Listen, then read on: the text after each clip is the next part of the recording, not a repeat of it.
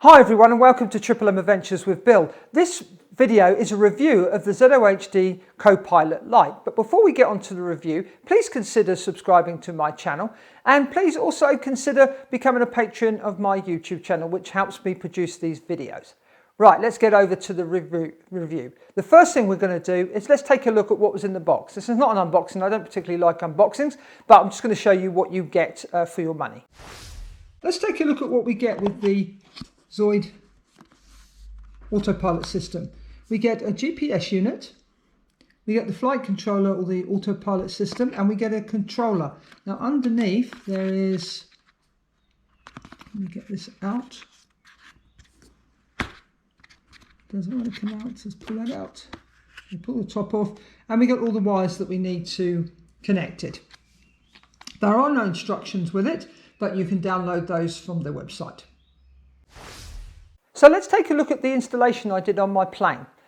You can see here we've got the GPS and we've got the units here. Now you can't see the unit properly because of all the wires, but here we have the PWM slot. Now this is used for when you are going to use the PWM on your receiver. So you would just plug your servos into this, and it's quite a clever way of doing it, and they give you the plug to do that. We go down to here. This is where the settings device goes into, your controller. Now once you've programmed it and set your gains, you unplug this before you take the power off of the flight controller, and then you can leave it off. You don't need to leave it on. Now we're going to have a look over here, which you can't quite see, is where this GPS is connected. Then from this side we've got our S-bus connector, then we have aileron, elevator, throttle, rudder and auxiliary. Now with the aileron, I changed this over because this plane is flown with two servos for the ailerons. So I changed it over to a Y cable so that I could plug it into this flight control system. Now if you're using S-bus, we can have an auxiliary channel, which is the last one, which you can use as channel 6. Channel 5 is used for your modes. Now the modes on this are normal, where you would have full control of the plane. Then you have stabilised, where the aircraft will be stabilised, and then you have return to home. This is just a power cable that I've put into the channel 6.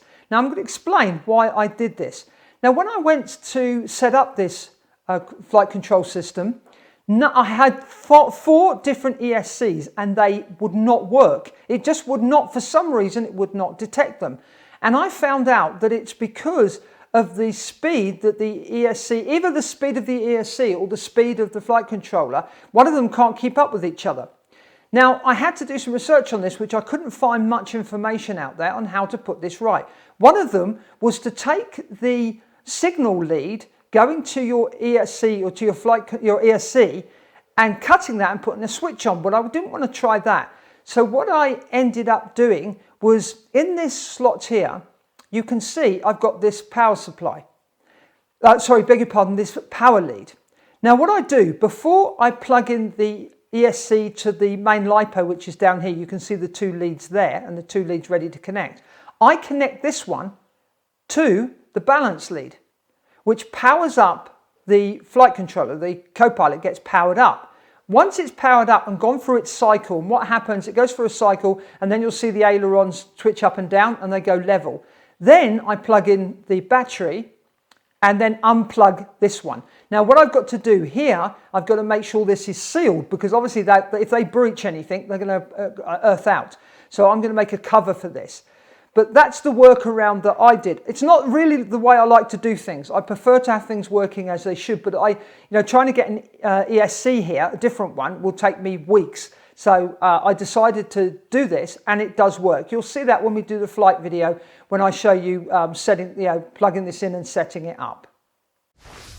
Now let's take a look at the control board that's supplied with this flight stabilisation system. Now you can see here we have just a set button, and then we've got the aileron and elevator gain. Now these are used to control how sensitive the system is. So you must make sure that when you rotate your aeroplane, that the ailerons don't act too aggressively. Otherwise they will cause twitchiness when you're flying. So when I do the summary and I've actually flown the aeroplane, I will come back on this and probably take a photograph of the settings that I used to get the flight controller to work correctly. But that's what these are used for. These are your gain pots there. Then here you've got the RTH and the RAD. Now this helps you set up whether the system is going to be returned to home or have a fence. So it can have a geo fence so that if you're flying and go too far, it will turn around and come back to you. Now I'm going to use the return to home. That's what I will use this for, because I'm going to do FPV with this plane, and I'd just like to have the security that the aeroplane will come back when I flick the return to home switch. Now you've got the set button. Now the set button is you use this to change the settings. Now this is not a tutorial video, this is a review of it, but that's the button you use. And as I've said earlier, you must, when you make any adjustments, so if you adjust the gains on the aileron or the elevator, you need to set them, then unplug this, pull this out of the board, and then power down the board and power it back up again. So there's the control board explained. I'm at the field. I'm going to test the ZOHD Kopilot Lite. I've brought all my gear down. I've come down in my Land Rover rather than the quad so that I can film everything. So I've bought loads of quads and loads of planes. I'm going to have a serious couple of hours of flying. So let's test this bird and see what happens. Okay, I'm going to show you, I'm hoping you can see this, how I'm going to initialize this Kopilot Lite with the problem with the ESC. So I'm popping my battery in. The first thing I'm going to do, I've put a bit of Velcro on this just to keep it safely out of the way. I'm going to plug that in just to get 4 volts. Okay, so that goes in this way.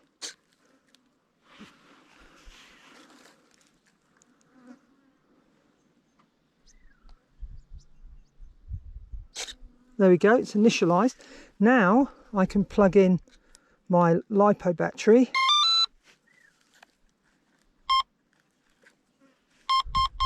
There we go, initialized. We can unplug this now, and I'm going to put this on there. As I said, I'm not so keen on doing it this way, but to test this, I'm going to, because of me trying to get hold of things here. So there we go.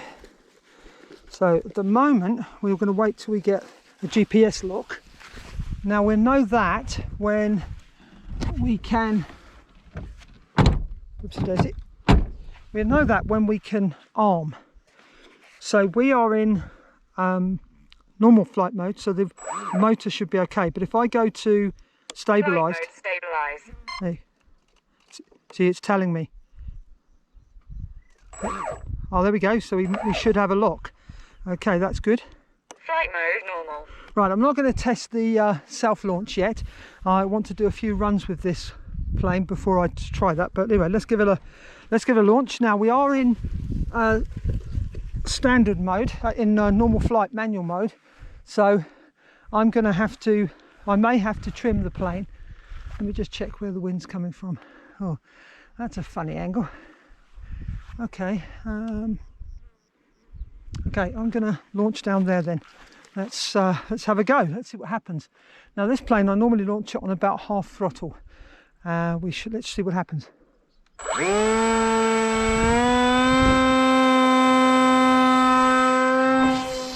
There she goes. She's away. So looks like when I copied the model over, the trims were good. Okay, that's nice and smooth. Okay, I'm flying into the sun a bit here, so let's turn around. You probably won't be able to see this on the video, but let's okay, I've not got enough aileron throw, that's for sure. Okay, I think I'm going to land. I'm going to adjust the ailerons. Enough. Yeah. Sensor lost. Okay, while we're up there, let's try stabilised mode. Flight mode stabilise. Yeah, that's working. 100%. Yeah, looks like I've got the gains right. It's definitely flying itself there. perfectly. Okay, that's great. So I got the gains right out the box, but there's definitely not enough throw on my aileron there. So let's, while we're up there, let's not. I'm going to take Flight mode normal. I'm going to take it to normal mode again, and then I'm going to take it way out and then try the return to home and see how that works. Oops, sorry. Return to home. I've clicked return to home. Let's see what happens. It's circling. Now I've got to watch it here because of the mountain, and I don't want it to go into the sun. Now it's definitely working. Flight mode normal. Oh, when I go back to manual, it it pitched up. But anyway, that definitely worked. But I'm going to actually bring it in because my ailerons are definitely not. I haven't got enough authority. I'll have to use rudder. Now I would say that was quite successful. The return to home worked, and the stabilisation definitely worked. But I'd like to just, wow, it's just not coming down. It's just not coming down. Oh, the bugs are messing with me. Okay, geez, my ailerons are way out. 4 minutes. It's really like trying to fly without any steering. Oh well. You definitely need more aileron than that, that's for sure. You see, I'm full aileron trying to get that, I don't want it to stall. Okay, bit of up, whoops, down, down, up, whoops. Disarm motors. Okay, so the problem there was in the guide you have to watch your throws. Now it's obviously this one needs full aileron throw, so I'm just going to adjust that.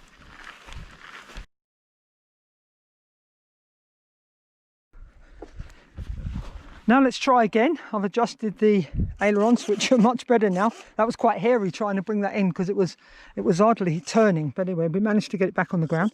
So everything's looking good there. Let's go to stabilise mode. Flight mode stabilise. Yeah, so we've got a lock on the GPS. Flight mode normal. So we can go back to flight mode normal. Okay, let's launch this. I think I'm going to launch the same. There's no wind and I want to go away from the sun. So let's have another go.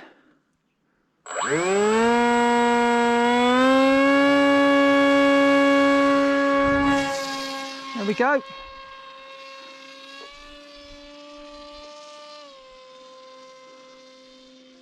Oh, that's better. Now I can steer.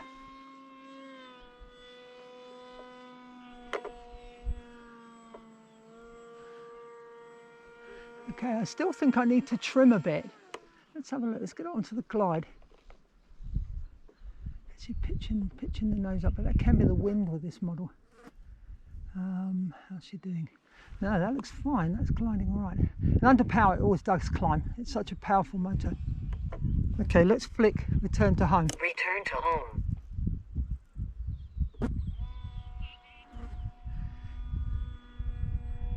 Yep, it's coming back.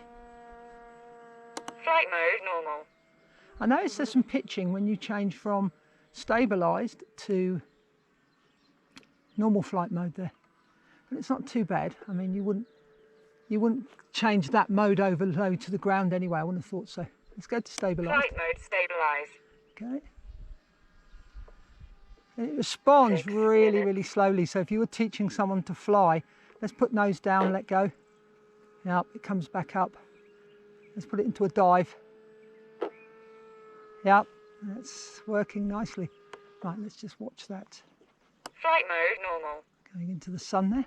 But I would say that's very successful. Now I've got crossfire on this, so I could go way out. So I'm going to risk it a bit where I can hardly see the plane. I can hardly see it now. And it's way off. Return to home. There it goes. It's throttling up, it's turning. Yep, it's on its way back. And it's heading straight towards me. As I said, I don't want to go too far with it. It's definitely working. It's definitely bringing it home. You can see there it comes. And it seems to be maintaining that altitude. 5 minutes. Flight mode stabilise. There we go. Flight mode normal. Yep, so I would say that's successful. I'm quite pleased with that. So I'm going to start FPV flying this one and know that I can return the plane back. Just watch the throws on the ailerons. I put them a bit low because I had this set up with dual rates at 60%, and I actually forgot I never used them. I always flew this aeroplane with full throws. So that was why I had a bit of a problem there, but this is working a treat. I'm going to send it away from us, not under power. Hit return to home. Return to home. There it goes, throttled up itself. The throttle's down. So it's did all that itself. And it's taken the same sort of flight path it did earlier. That's great. Flight mode stabilised. Stabilised. Stabilise is very stable. I probably wouldn't use that because I'm a more experienced pilot, but it definitely, yeah, that's good. We must now, I'm a bit scared to try the, where you throw the plane without the motor on in return to home, but we'll give it a go, all for the sake of my YouTube viewers. Now that's working fine. Right, so I'm going to bring this down because I haven't got a lot of battery. We can try the launch.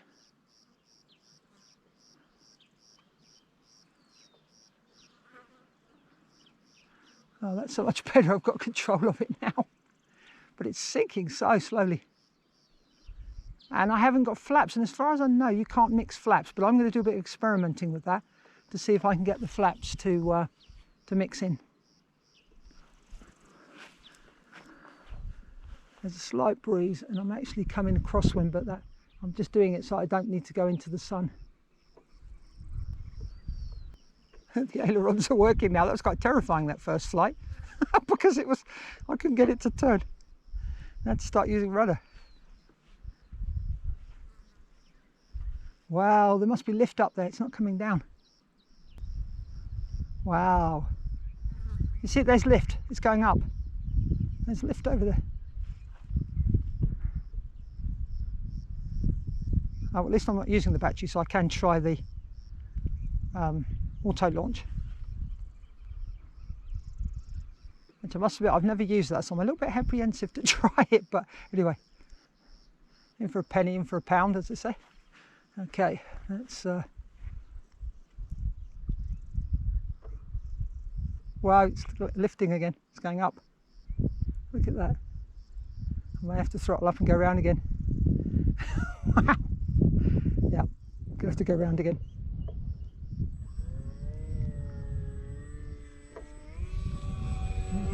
Coming straight towards us. There we go. There we go. Done. Flight mode normal. Okay, I landed that with stabilised mode. My mistake. Anyway, okay, let's give this a go and try the launch method. This, I say, I'm a bit scary about this because I've never used this before. And but anyway, so apparently what we need to do is go into Flight mode stabilise. Return to home. return to home mode, and then put the throttle on about 80%.